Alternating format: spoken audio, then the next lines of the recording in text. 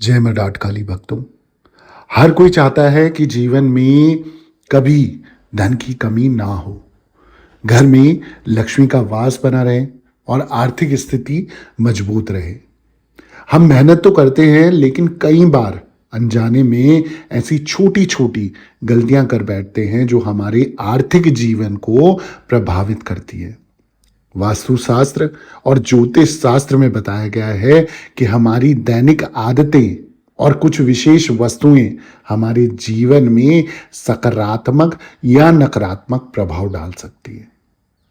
आज मैं बताने वाला हूं कि पर्स में रखी कुछ चीजें हैं जो आपको भिखारी बनाने पे मजबूर कर देती है, आपको पाई पाई का मोहताज बना देती है। अगर आपके पर्स में भी ये सब चीजें हैं, तुरंत अभी के अभी इस वीडियो को सुनने के बाद आप उस पर्स से वो चीजें निकालेंगे और मेरी बताई हुई विधान से आप चलोगे, आप देखोगे आपके पैसों की ब्लॉकेजेस खत्म हो जाएगी, कर्जे खत्म हो जाएंगे, पैसों से संबंधित परेशानियां सारी की सारी समाप्त हो जाएगी।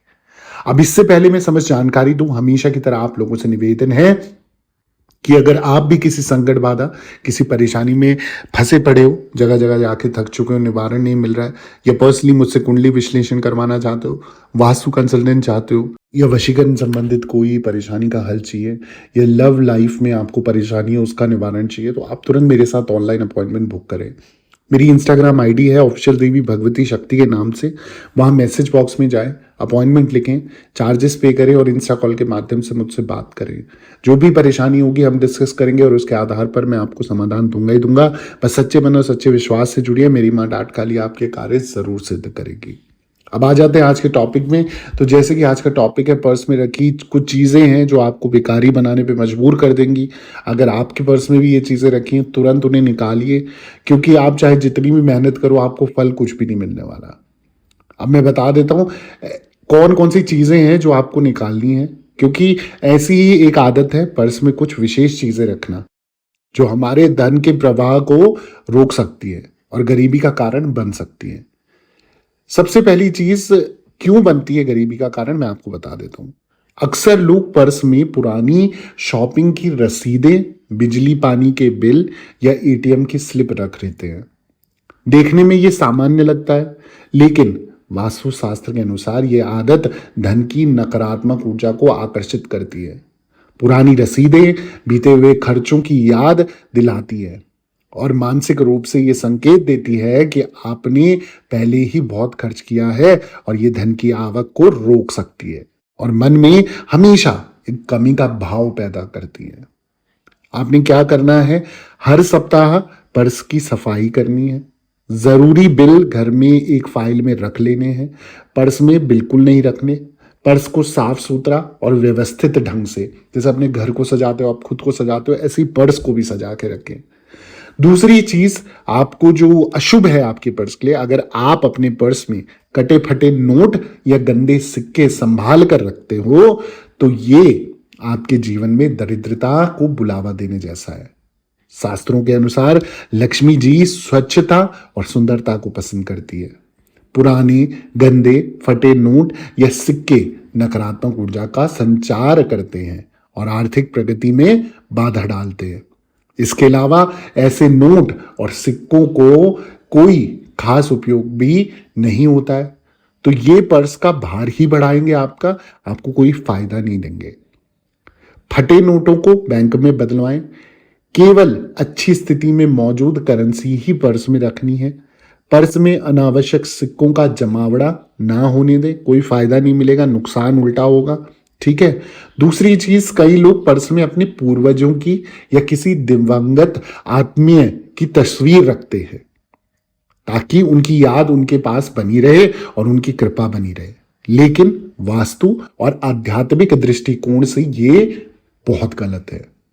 पर्स धन और लक्ष्मी से जुड़ी जगह है और वहां मृत व्यक्ति की उपस्थिति का प्रतीक रखने से स्थिरता की ऊर्जा प्रभावित होती है।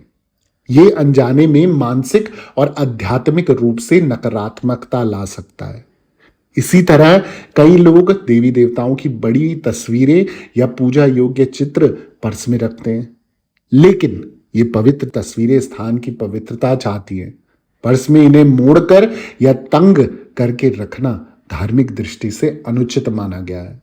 तो आप अगर इस चीज़ों को रखते हो, इन पर्सों में इन चीज़ों को रखते हो, तो इसको कतई ना रखें, अभी के अभी बदल दें। पूर्वजों की तस्वीर घर के मंदिर या यादगार स्थान पर, वैसे तो मंदिर पे नहीं, कोई ऐसी जगह में दक्षिण दिशा में आप इनको रख सकते हो, ठीक है। पर्स में अगर देवी देवता की तस्वीर रखनी है, केवल छोटा या साफ लेमिनेटेड चित्र रखें जो कटा फटा ना हो और जो बिल्कुल छोटा सा साइज हो। तस्वीर को कभी मोड़कर या फटा हुआ ना रखें, यह आप ही के लिए नुकसानदेही है। अब किन बातों का आपने ध्यान रखना है मैं आपको बता देता हूं। जिनको भी अपने घर में पैसों की आवागमन चाहिए, आपको उन्नति चाहिए, तरक्की, सुख, समृद्धि, शांति और मान सम्मान चाहिए ना, तो पर्स को हमेशा साफ और व्यवस्थित रखें। पर्स में फैली गंदगी और अनावश्यक कागज और कबाड़ मानसिक रूप से अराजकता पैदा करते हैं। यह अराजकता आपके वित्तीय निर्णयों को भी प्रभावित कर सकती है। पूरी तरह खाली पर्स रखना वास्तु दोष पैदा कर सकता है।